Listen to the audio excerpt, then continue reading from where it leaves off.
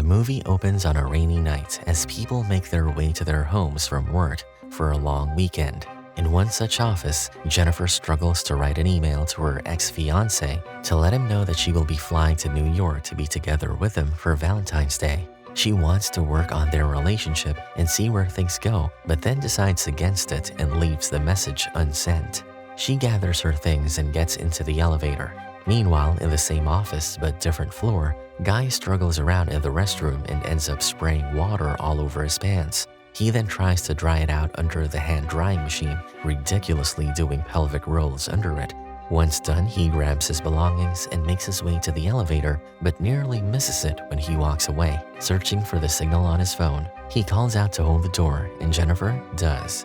He makes an awkward conversation, and Jennifer listens out of politeness, but minds her own business. As Guy brings her attention to a stick figure banging against the wall scratched on the metallic panel, the lift unexpectedly comes to a halt. The two try calling for help by pressing the alarm and the call button, but it doesn't seem to work. They look around and find a camera, before which they wave their hand and ask for help. There is no signal in their phones as they are 4 stories underground. Jennifer voices her concern because if nobody comes, they will be trapped there all weekend. Jennifer is also concerned that she'll miss her flight to New York, and after trying to find if there is an emergency exit on the roof by climbing on Guy's shoulders, she gives up and curses to her content. They share some casual repartee before introducing themselves. Now that they are a little comfortable around each other, Guy shares his water bottle with her, and she shares the chocolates she picked up on her way out of her office. They discuss the worst-case scenario and dread being stuck in the elevator for 80 hours until the building reopens on Tuesday. After a few hours, Jennifer has the urge to pee, and she tries very hard to control it, even after Guy says he doesn't mind at all because it is only natural. But Jennifer is an extremely private person and can't make herself pee in the presence of a man she barely knows. But eventually, she gives in when it's too much for her to handle and decides to pee in her empty thermos while Guy stands in the other corner with his back turned and his eyes and ears covered as he makes sounds to drown the sound of peeing. Jennifer is finally relieved, and she goes on to add another stick figure in the box, representing them in the elevator. After spending a few more hours together, they get to know each other a little better and exchange the woes of their romantic relationships and exes. Guy feels it is the right time to open the bottle of wine he has been carrying, and they share a drink, which leads them to be more honest with each other. Guy admits that he was not being honest earlier when he said he had never seen her before. He had in fact seen her around the building and had only suppressed the truth so she didn't think he was some kind of creepy stalker. He further admits that even though he has seen her a couple of times in the lobby or the hall, he has noticed her and thought she was pretty. Hearing this makes Jennifer smile, and she thanks him for the compliment. They draw each other's sketches to pass the time, and Jennifer takes some selfies as memorabilia. They soon start a new game and start talking about their fornication stories. One thing leads to another, and aroused by the titillating stories, it ends up with the figurative cabin moving up and down the elevator shaft. During their act, Guy gets a little too emotional and confesses he could fall in love with her, but Jennifer doesn't feel comfortable and puts her clothes back on.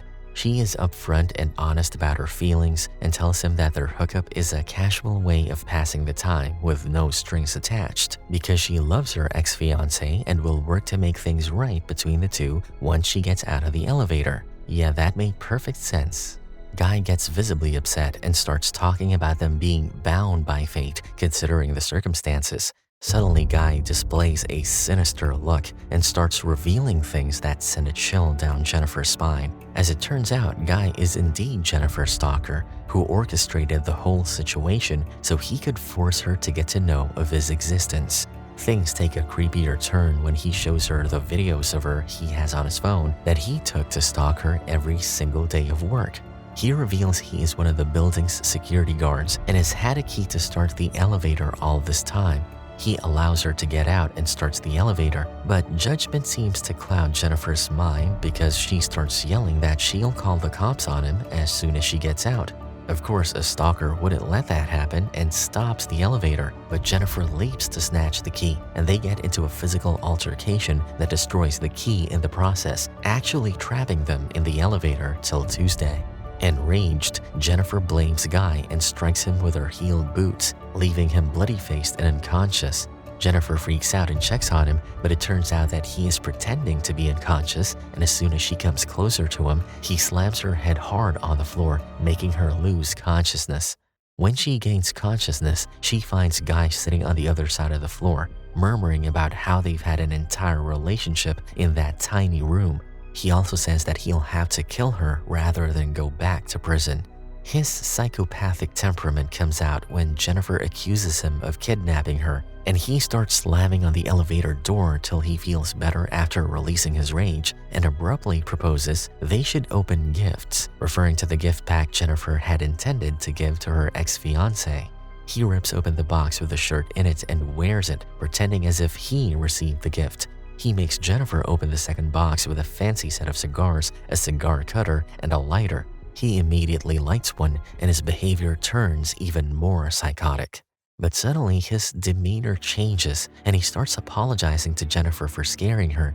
He feels he can still salvage their relationship and explains that he just loses it when he gets mad. He points to the advertisement about a resort being played on a small screen inside the elevator and promises to take her to the resort once they get out of there.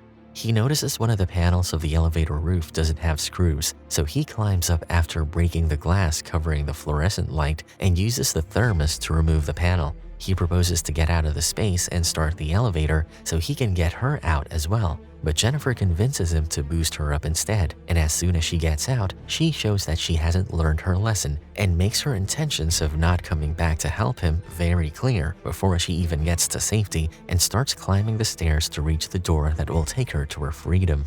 But she just blew her chance of escaping again because Guy goes berserk and makes a rope with his clothes tied together and pulls himself out of the elevator.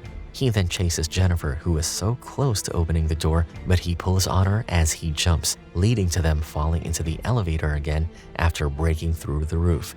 The fall renders both of them unconscious. Jennifer soon wakes up and spots a fire alarm. She tries to trigger it by lighting the cigar, but when that doesn't work, she makes a small fire. However, Guy wakes by that time, but his injuries slow him down, which gives Jennifer an advantage over him, and she breaks his nose by kicking his face. She then ties him with a rope he made using his clothes. The fire triggers the sprinklers, and she is sure it will call the fire department. She takes the opportunity to threaten to castrate Guy with a cigar cutter and the blowtorch lighter.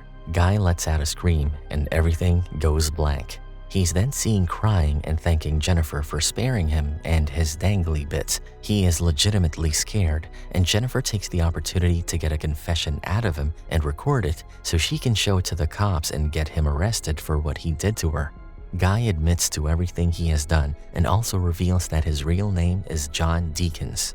He also confesses he did all of this because he wanted her undivided attention and for them to have a meaningful conversation, because if he had approached her normally, she would have turned him down the first chance she got.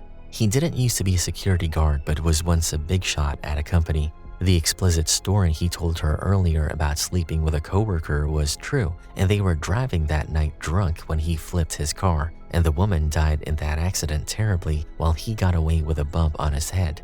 He went to jail but came out after 6 months. His life took a turn for the worse, as when he got out, he couldn't get himself a job because he was now a convicted felon. So he took the job as a security guard, but the wish to feel how he used to be before the accident never left him. Meanwhile, Eddie, one of the other security guards, comes by the office with his date to show her the most amazing city view from the building's roof. He lets his tired girlfriend sit while he looks for John when he sees him and a woman lying injured in the elevator on the computer screen. He immediately reaches out to them, and hearing Jennifer's pleas, he rushes to rescue them and manages to open the elevator door a foot apart using a crowbar. He gets a glimpse of Jennifer and asks her to stay inside as it could be dangerous, but John somehow unties himself and knocks Jennifer off so she doesn't shout and alert Eddie. John talks to him in a low voice, and Eddie gives him his key to start the elevator. However, John says he can't seem to start the elevator, and Eddie decides to climb in to help. He's only halfway in when John starts the lift and holds on to Eddie so he doesn't run away, causing Eddie's upper body and lower body to get divorced, killing him.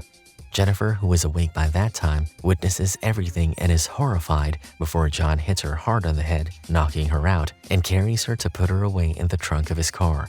He then destroys her phone to wipe away his confession and all the evidence. He then throws Eddie's remains in the elevator shaft along with a phone. He cleans himself up before wearing his uniform and returning to his desk to delete all the footage from the elevator camera. As he's doing so, Eddie's girlfriend approaches him to ask about Eddie, but he smacks her on her head, and yet he complies and reunites her with Eddie down the elevator shaft. He then drives the car to a remote location and stops near a dumpster, where he douses the dumpster with the gasoline he has brought along and opens the trunk only to find Jennifer dead. He doesn't even have the slightest remorse and hurls her belongings into the dumpster. As he turns, Jennifer, who was pretending to be dead, hits his broken nose with the gasoline container and gets behind the wheel. She drives off, but the cigar in the cup holder catches her attention, and she is reminded of the torture she endured.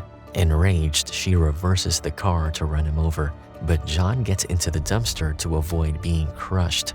The car rams on the dumpster and crushes it along with the iron fence behind it. She gets out of the car and finds John impaled by an iron rod, unable to move. Jennifer then lights the cigar she found in the car, and after taking a puff from it, she throws it inside the dumpster to burn John alive as she looks at his burning body with vengeance in her eyes.